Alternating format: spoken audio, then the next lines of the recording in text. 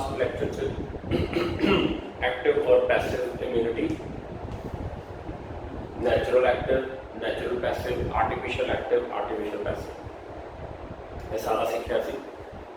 तो सारे बच्चे अपने नोट्स सामने रखो, मैं थोड़ा जा नोट्स के सीक्वेंस तो इस बारी सारा रिव्यू कर लगा है। बेटा page number first and second जो सी वो साइंटिस्ट की जिहड़ियां भी तुसीं कह सकते हिस्टरी सी वो सारी इत्थे डिस्क्रिप्शन है।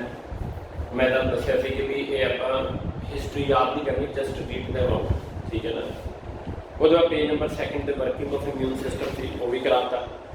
फिर पेज नंबर 3 के कंपोनेंट्स ऑफ इम्यून सिस्टम सी वो भी खत्म हो गया, जिहदे च इनेट मतलब जिहड़े बाय बर्थ जिन्होंने नॉन स्पैसिफिक कहते हैं, और एक्वायर्ड अडैप्टिव या स्पैसिफिक इम्यूनिटी यह भी सारा कर लिया बेटा, ठीक है ना।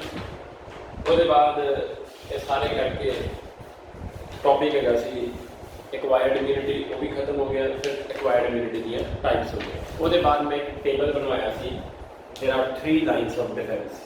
तो लास्ट लेक्चर इत्थे खत्म किया सी। उसके बाद पेज नंबर 6 बेटा देखो, पेज नंबर 6 ते हैडिंग है सैल्स ऑफ इम्यून सिस्टम। यह पहले करवाता सी, रादर मैं चैप्टर भी इत्थों शुरू कराया सी बेटा, ठीक है ना। अगर देखो मैं पहले ये ना करांदा तो तुहानूं जिन्नी भी आपां डिस्कशन की है या जो भी मैं समझाया तुहानूं समझ ही नहीं आना सी। तो वो सैल्स ऑफ इम्यून सिस्टम पहले कराना पाया। तो लिम्फोसाइट्स कर ले, एंटीजन प्रेजेंटिंग सेल कर ले, फैगोसिटिक सेल कर ले, ठीक है। हुण उसके बाद ये डिस्क्रिप्शन है नीचे, वो तुसीं हुण आपे पढ़ोगे बेटा, क्योंकि मैं सब कुछ करवाता है, ठीक है। तो फिर पेज नंबर 7 पे टी लिम्फोसाइट्स आ गए, ठीक है। वो 3 बेटा सब टाइप्स आ गए, T helper, T cytotoxic, T suppressor. मैं क्या सी ज़्यादा नहीं करना, बस इन्ना ही कि इम्यून सिस्टम को सुप्रैस करना है, क्योंकि एक लिमिट तो ज़्यादा अगर इम्यून सिस्टम एक्टिव हो जाएगा वो भी खतरनाक चीज़ है, ठीक है जी। तो फिर उसके बाद बेटा पेज नंबर 7 पे MHC वो भी मैं करवाता कि भी MHC जीन सब ग्रुप है जिहदे 3 एक्सप्रैशन होंगे, MHC class 1, MHC class 2, MHC class 3। तो असी MHC क्लास 1 का एक्सप्रैशन हर सैल च होएगा, MHC क्लास 2 जिन्हों का एक्सप्रैशन होएगा तो वो सैल एंटीजन प्रेजेंटिंग सैल कराए जाएंगे, मतलब जिन्होंने सैल के MHC2 जीन एक्सप्रैस हो रही है सैल एंटीजन प्रेजेंटिंग है। MHC3 आपां नहीं करना, साडे लैवल से नहीं चाहिए। उसके बाद इसे पेज पे नल सैल आ गया, पेज नंबर 7 की ही गल कर रहे हैं। तो दसिया कि नल सैल टाइप ऑफ लिम्फोसाइट्स है, लेकिन BCR TCR वगैरह रिसैप्टर नहीं है। तो नल सैल की गल चल रही थी। तो नल सैल दे विच बेस्ट एग्जाम्पल सी NK सैल। नल सैल दे विच नैचुरल किलर सैल, नैचुरल तरीके ना किल करने वाले, इसका नाम पे है नैचुरल किलर। तो मान लो ये नल सैल है, यह सैल है राउंडेड न्यूक्लियस, क्योंकि लिम्फोसाइट के न्यूक्लियस हमेशा राउंडेड होता है बेटा, लिम्फोसाइट की टाइप है। तो ये रिसेप्टर तो कोई नहीं है, लेकिन हाँ यदा मार्कर है CD16, ऐसा बना लिया, यदा मार्कर हो गया CD16। जिवें T helper cell CD4, T cytotoxic cell CD8, and this NK cell which is the one of the major type of null cell, ਇਹਦਾ ਮਤਲਬ null cell ਦੀਆਂ ਹੋਰ ਵੀ types है। yes ਅਸੀਂ नहीं करनी है, ਅਸੀਂ ਇਹਦੀ ਇੱਕੋ टाइप करनी है, और वही चल रही है NK cell जो मोस्ट कॉमन टाइप है null cell की। तो null cell natural killer cell, why null unlike BCR TCR ऐसे रिसेप्टर्स नहीं है, लेकिन मार्कर तो होएगा ना यूनिक। तो ਇਹਦਾ यूनिक मार्कर है CD16। ਹੁਣ अगर पेज नंबर 7 पे देखोगे तो एक बॉक्स बने ADCC फुल फॉर्म लिखिए antibody dependent cell mediated cytotoxicity. पहला A हो गया एंटीबॉडी, दूजा D हो गया डिपेंडेंट, फिर C हो गया सेल मीडिएटेड, फिर C हो गया साइटोटॉक्सिसिटी। हुण ये क्या है एंटीबॉडी डिपेंडेंट। अब देखो होएगा कि ये मान लो एक पैथोजन है, इनू एंटीबॉडी रिकग्नाइज करेगी। हुण यह सैल आएगा किहड़ा cell NK cell, NK cell का CD16 इस एंटीबॉडी को रिकग्नाइज करेगा। पैथोजन हो गया या सेल्फ स्पेल हो गया कोई भी, ठीक है, इनू एंटीबॉडी डिटेक्ट करेगी, इनू एंटीबॉडी ने डिटेक्ट किया, हुण NK सैल इस एंटीबॉडी के नाल लिंक करेगा तो उन्होंने रैकगनाइज या डिटेक्ट करेगा। हुण NK सैल टॉक्सिन सिक्रीट करेगा और ये टॉक्सिन के नाल इस पैथोजन या सैल की डेथ हो जाएगी।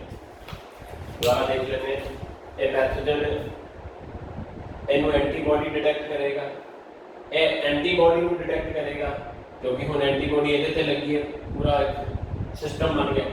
इस रैकगनिशन के नाल करने टॉक्सिन सिक्रीट करने हैं, टॉक्सिन इस पैथोजन को बेटा डिस्ट्रॉय करेंगे। आप एक बार देखिए इसका नाम क्या है, एंटीबॉडी डिपेंडेंट।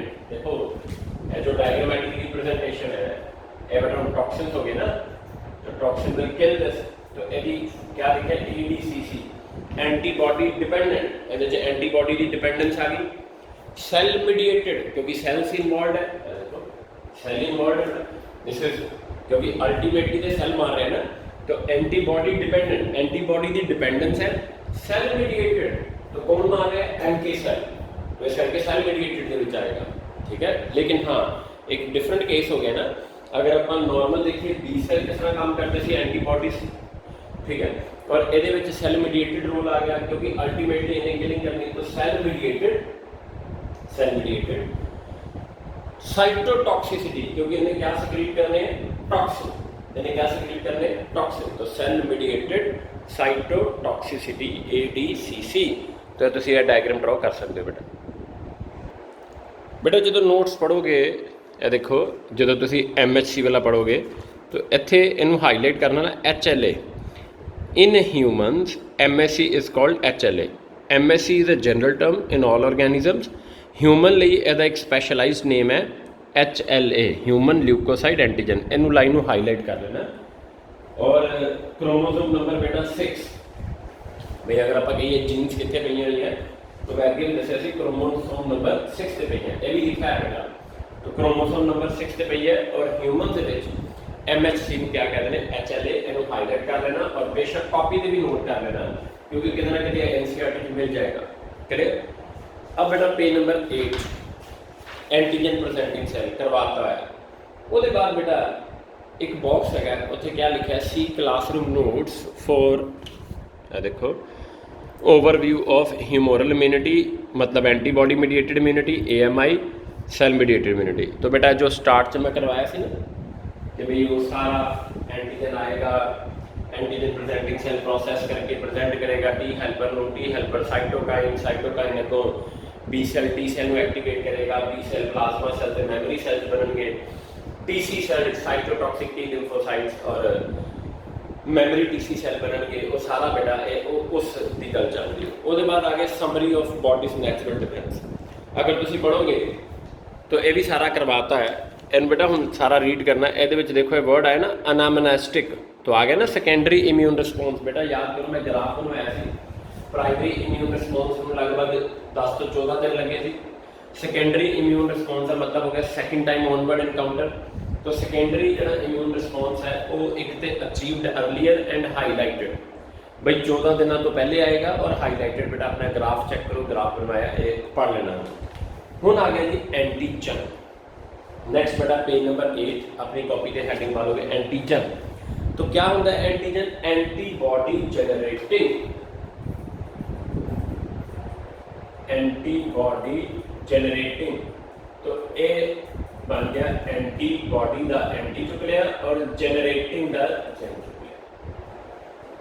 तो अब देखो गड़बड़ नहीं करनी कि पैथोजन और एंटीजन मिक्स नहीं करना बेटा, जिदे करके डिजीज होवे वो पैथोजन है, जिदे अगेंस्ट एंटीबॉडीज बने वो एंटीजन है।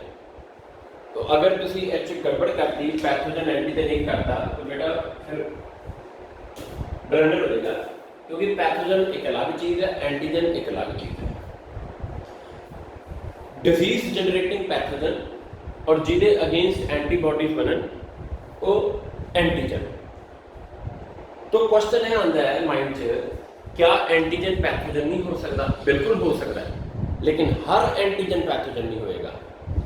देखो जिस तरह अगे पढ़ांगे यदि क्लैरिटी बढ़ेगी, क्योंकि हले मैं ब्लड ग्रुप कराना है, लेकिन थोड़ा बहुत अगर ब्लड ग्रुप याद हो, सब ने जेनेटिक्स पढ़िया है कि blood group is antigen on the surface of RBC.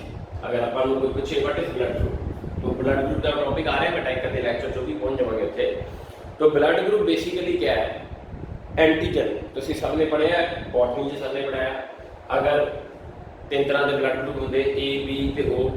अगर ए एंटीजन है तो ए ब्लड ग्रुप, अगर बी एंटीजन है बी ब्लड ग्रुप, अगर दोनों एंटीजन है ए बी ब्लड ग्रुप, और अगर कोई एंटीजन नहीं है तो ओ ब्लड ग्रुप। तो यह मतलब एंटीजन फिर पैथोजन होना होगा, ये तो उत्थे भी क्लीयर हो गया सी।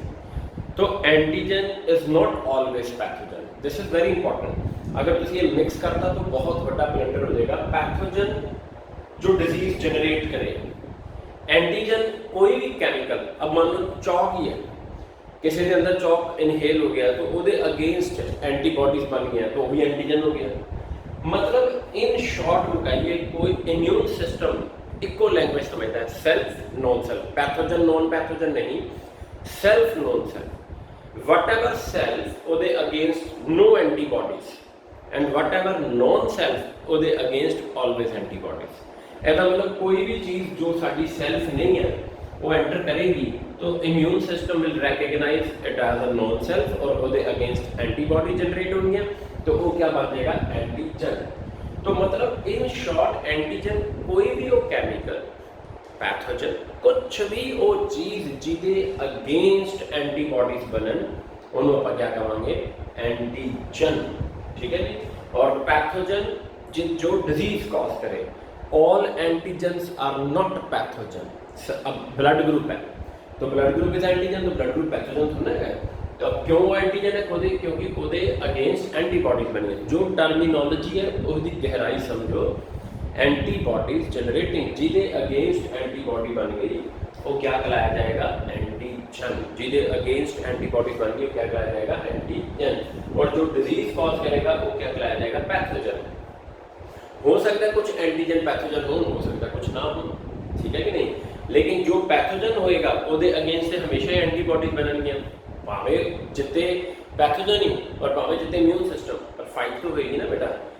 अब देखो इत्थे एक हैडिंग है इम्यूनोजेनिसिटी वर्सेस एंटीजेनिसिटी। बेटा नोट्स खोल लो, कर चुके हो हैं, बस सिखाना है कि भी इम्यूनोजेनिसिटी किनू कहने और एंटीजेनिसिटी किनू कहने। तो अपने नोट्स देखो, इम्यूनोजेनिसिटी वर्सेस एंटीजेनिसिटी। बेटा मैं पहले भी क्या सी, सारे बच्चों को नोट्स हुण प्रिंट आउट होने चाहिए हैं, क्योंकि हुण मोबाइल पर नहीं पढ़िया जा सकता और सब कुछ खुलिया है बेटा, दुकाना खुली है, इन्हें पॉजिटिवली प्रिंट आउट करो, अदरवाइज कोई फायदा नहीं होएगा। तो अब देखो पहले इम्यूनोजेनिसिटी और एंटीजेनिसिटी मैं तुहानूं नोट्स दिखाना वा। Immunogenicity is ability to induce humoral or cell mediated immune response, property of antigen by virtue of which it give immune response। मतलब की है, जो एंटीजन एंटर किया सी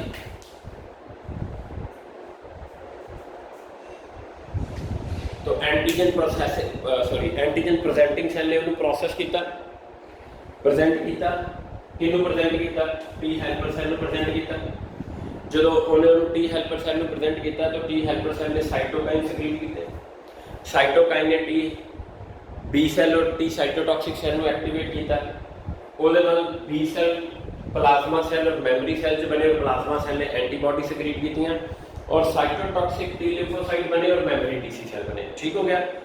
इत्थों तक जो है that property is called immunogenicity. हम ध्यान ना देखो एस तक। तो immunogenicity is ability to induce humoral और सैल मीडिएटेड रिस्पॉन्स। मतलब है जो मैं सारा मैंने बेटा गीत गाया है वही जोड़ा वाला एंटीजन एंटर किया, एंटीजन प्रेजेंटिंग सेल ने प्रोसेस करके टी हेल्पर को प्रेजेंट किया, टी हेल्पर ने साइटोकाइन, साइटोकाइन ने B cell T cell activate किए, B cell plasma cell memory cell बने, प्लाज्मा सेल ने एंटीबॉडी सिक्रीट की इत्थों तक। और उधरों TC cell cytotoxic T lymphocyte बने और मैमरी टीसी सेल। इत्थों तक जड़ा पार्ट है that property is called immunogenicity. लेकिन क्या इत्थे खत्म हो गया सी? नहीं। उसके बाद एंटीबॉडीज ने चुन चुन के पैथोजन ਨੂੰ ਮਾਰਿਆ और उधरों साइटोटॉक्सिक टी लिम्फोसाइट ने चुन चुन के ऑल्टर्ड सेल्फ मारे।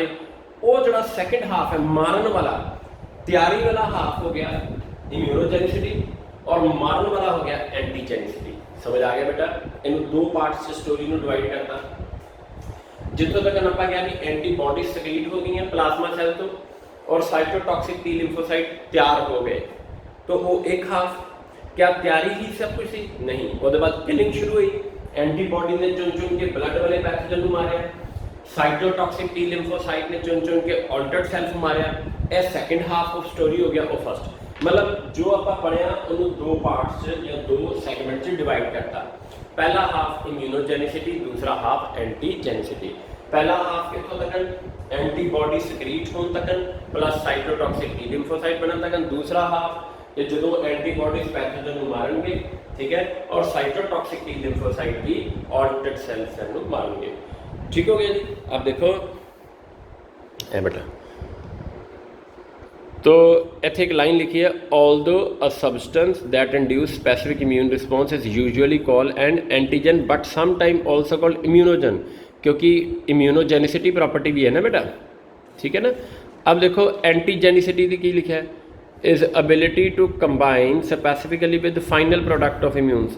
वही जो मैं बेटा देखो लैंग्वेज वट एवर क्या भी लिखी है चलो समझ आ रही थी, लेकिन मैं क्लियर कट कहता है कि पहला हाफ इम्यूनोजेनिसिटी, दूसरा हाफ एंटीजेनिसिटी। हूँ उसके बाद हैडिंग है properties of immune sorry properties of N antigen. मतलब एक एंटीजन होने की मिनिमम रिक्वायरमेंट्स है, मतलब किदे अगेंस्ट एंटीबॉडीज जनरेट होंगियां और किदे अगेंस्ट एंटीबॉडीज नहीं जनरेट होंगियां, क्या बेसिक रिक्वायरमेंट्स है। तो पहली प्रॉपर्टी है फॉरननेस। नोट्स तेरे सामने फॉरन, मतलब पहली गल तो सेल्फ नहीं होना चाहिए। देखो बेटा 4 प्रॉपर्टीज है, अगर 4 विचों एक भी लैकिंग हुई तो फिर वो अगेंस्ट एंटीबॉडीज नहीं बननियां। अगर 4 दी 4 एप्लीकेबल है तो फिर वो अगेंस्ट एंटीबॉडीज श्योरली बननियां। अगर एंटीबॉडीज नहीं बनिया तो वो एंटीजन नहीं क्या लाया जाएगा, और अगर एंटीबॉडीज बनी तो फिर उन्होंने अगर एंटीबॉडीज बनी तो फिर उन्होंने एंटीजन कहना ही कहना है। तो पहले तो अगर वो सेल्फ है तो फिर कभी वो अगेंस्ट एंटीबॉडीज नहीं बननिया तो फिर वो एंटीजन नहीं होएगा। तो मतलब पहली प्रॉपर्टी है फॉरनेस। दूसरी प्रॉपर्टी मॉलिक्यूलर साइज, बहुत छोटे एंटीजन नहीं होंगे, मतलब इम्यून सिस्टम उन्होंने अगेंस्ट एंटीबॉडीज नहीं बनाते। एक मिनिमम साइज होएगा। देखो the best immunogen tend to have molecular mass about 1 lakh dalton, मतलब इतना को गंदा होवे। और एक लाइन लिखी है कि with molecular mass less than 180 are very very rarely immunogen, मतलब 100 तो थले ते बहुत घट चांस है। हम देखो जिमें मैं एक एग्जाम्पल देना, असी सारे फ्रूट्स खाने हैं, फल खाने, तो फल च केड़ी शुगर होंदी है? फ्रक्टोस। फ्रक्टोस एब्जॉर्ब होकर ब्लड च चलेगी। अब क्या फ्रक्टोस साडी अपनी बॉडी दे विच हुंदी है? नहीं ना होंदी। साडी ब्लड शुगर केड़ी है? ग्लूकोज। लेकिन आप बाहरों लीती फ्रक्टोस साढ़े अंदर गई, तो फिर इम्यून सिस्टम ने उहदे अगेंस्ट क्यों नहीं एंटीबॉडीज बनाई? तो माइंड च क्वेश्चन आएगा ना कि तुम कहोगे जी ये तो फॉरन है, फ्रक्टोस अपनी शुगर नहीं है, ये अगेंस्ट क्यों नहीं एंटीबॉडीज बनिया? तो आंसर आ गया ना कि भी दूसरा आंसर क्या आ गया, दूसरी प्रॉपर्टी क्या है कि भाई मॉलिक्यूलर मास की रेंज होनी चाहिए है। तो फ्रक्टोस का मॉलिक्यूलर मास तो 180 है बेटा। ग्लूकोज फ्रक्टोस अगर याद हो C6H12O6 +1 चकाया तो जो करोगे 180 आ जाएगा। तो इतना मॉलिक्यूलर मास होएगा। अब इतना मॉलिक्यूलर मास बहुत थोड़ा है, इस करके ये एंटीजन वगन बिहेव नहीं करेगा। लेकिन तीसरी प्रॉपर्टी भी देख लेने, हेट्रोजेनिसिटी। देखो तीसरी प्रॉपर्टी की है, देखो लिखा ना केमिकल कंपोजिशन एंड हेट्रोजेनिसिटी को हाईलाइट करना है, मतलब हेट्रोजीनस होना चाहिए। अब हेट्रोजीनस का मतलब है, हेट्रोजीनस मतलब 2 या 2 तो ज़्यादा तरह के एटलीस्ट कंपोनेंट हो। जिवें हम मैं एग्जांपल देना, फ्रक्टोस इज अ होमोजीनस, क्योंकि इको बेटा इको टाइप का मॉलिक्यूल है। लेकिन अगर मैं कहूँ बैक्टीरिया, तो बैक्टीरिया की गल करिए, सब तो पहले बैक्टीरिया की वॉल का भी बनी हुई है, वॉल बनी हुई है पेप्टिडोग्लाइकन की। पेप्टिडोग्लाइकन क्या चीज़ है? कार्बोहाइड्रेट, थोड़ा बहुत प्रोटीन लेगा। उसके बाद मैम्ब्रेन लिपिड बाइलेयर, उसके बाद वो जेनेटिक मटीरियल आता, ठीक है ना, और अपना जेनेटिक मटीरियल है। DNA वगैरह, तीसरा कंपोनेंट आ गया। फिर उसके बाद बेटा डिफरेंट प्रोटीन्स है, मतलब ये प्रोटीन्स भी मिलेंगियाँ, ये कार्बोहाइड्रेट भी मिलेगा, न्यूक्लिक एसिड भी मिलेगा, लिपिड्स भी मिलेगा। तो मतलब क्या हो गया हेट्रोजीनस। तो हेट्रोजीनस का मतलब समझ लगे ना कि अगर दो या दो तो ज़्यादा तरह के कंपोनेंट्स हो तो फिर वो अच्छा एंटीजन बन पाएगा। हुण जिवें वायरस है, वायरस का बने प्रोटीन की कैप्सिड कवरिंग, ठीक है, एंड न्यूक्लिक एसिड इधर DNA और RNA वटेवर। अगर मतलब अगर आप कहिए वायरस की तो क्या हो गया हेट्रोजीनस। हुण फ्रक्टोज की फ्रक्टोज से कला फ्रक्टोज मॉलिक्यूल है, वो क्या हो गया होमोजीनस। तो कहना अच्छा एंटीजन होने इट मस्ट बी हेट्रोजीनस, ठीक है ना। तो जरूरी नहीं है कि होमोजीनस होएगा तो एंटीजन नहीं होएगा। अगर होमोजीनस होएगा तो अच्छा एंटीजन नहीं होएगा। हो सकता होमोजीनस भी एंटीजन हो जाए, लेकिन बेस्ट एंटीजन होंगे जो हेट्रोजीनस होंगे। और जिन्ने भी पैथोजन बाहरों अंदर आ रहे हैं वो सारे सारी चीज़ें किधर ना किधर होंगी। तो इस करके ऑलमोस्ट सारे पैथोजन जो एंटीजन होते हैं बिहेव करते हैं। लेकिन मैं क्या सी 4 प्रॉपर्टीज है, मान लो 3 प्रॉपर्टीज मैच होती हैं, फॉरन भी है, मॉलिक्यूलर मास भी ज़्यादा है, हेट्रोजीनस भी है, लेकिन चौथी प्रॉपर्टी अगर मैच ना हुई तो कोई फायदा नहीं। तो चौथी प्रॉपर्टी है susceptibility to processing and presentation. मतलब अगर एंटीजन प्रेजेंटिंग सेल उन्होंने प्रेजेंट करके प्रोसेस करके टी हेल्पर में प्रेजेंट नहीं करेगा तो फिर जिन्नियां मर्जी 3 प्रॉपर्टीज हो बेटा it can't behave like antigen. मतलब देखो जो एंटर किया तो एंटीजन प्रेजेंटिंग सेल से गया, इन्हें प्रोसेस करके ये कुछ पार्ट में प्रेजेंट किया, किन्होंने प्रेजेंट किया टी हेल्पर में प्रेजेंट किया।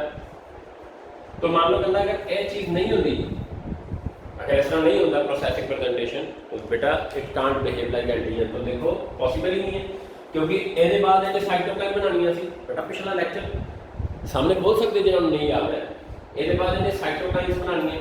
अच्छा साइटोकाइंस ने क्या करना सी, बी सेल को एक्टिवेट करना सी। बी सेल डिवाइड होने सी प्लाज्मा सेल और मेमोरी बी सेल, और प्लाज्मा सेल ने फिर क्या सिक्रीट करनी सी एंटीबॉडीज। तो अगर ए हाफ ही नहीं होएगा तो क्या एंटीबॉडीज आ जाएंगी? नहीं ना। तो इस करके दीज आर 4 प्रॉपर्टीज। अगर 4th प्रॉपर्टी नहीं है, चलो बाकी भी छोड़ो, अगर 4th प्रॉपर्टी नहीं है तो फिर तो बेटा कोई चांस ही नहीं है कि it will behave like antigen. मतलब मान लो पहली property is there, second property is there, third property is there, तो अगर 4th प्रॉपर्टी ही नहीं है, अब 4th प्रॉपर्टी भी फर्स्ट होनी भी जरूरी है ये अगर फॉरन नहीं है। लेकिन अल्टीमेटली 4th प्रॉपर्टी जी है वो अल्टीमेट रिक्वायरमेंट है, ठीक है ना।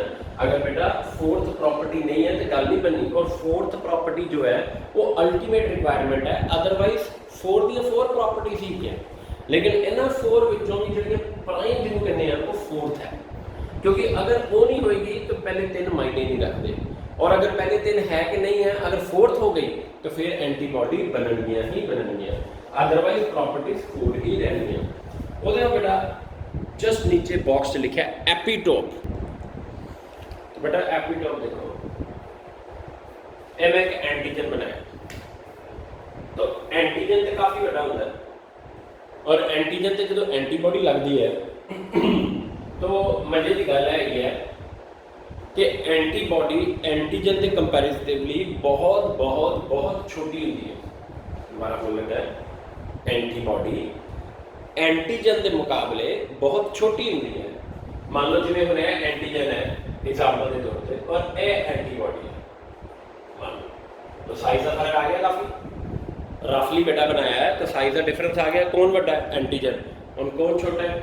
एंटीबॉडी। जिमें एक बंदे को गोलियां मारनी है बेटा, तो गोलियां वड्डियां होनी कि बंदा बड़ा होएगा ना, तो बिल्कुल उस तरह कि भाई बंदा बड़ा है तो गोली छोटी है, तो गोली इक्विवेलेंट टू ले लो, बुलेट होगी इक्विवेलेंट टू एंटीबॉडी, और एंटीजन हो गया इक्विवेलेंट टू दैट ह्यूमन कह लो, एलिफेंट कह लो, जिन्होंने भी मारना चाहते हो, ठीक है।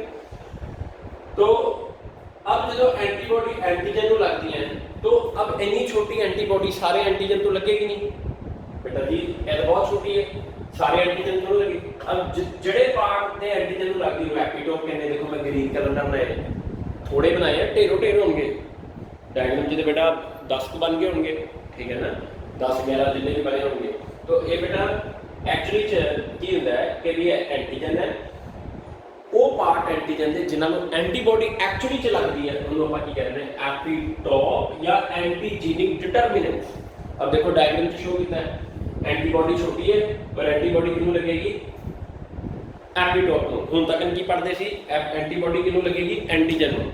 मान लो बेटा आज मेरी ये बाजू ते मार्कर लग गया है तो हम कोई कहे कि मेरी बाजू ते मार्कर है या मेरे ते मार्कर है, गल तो कोई है।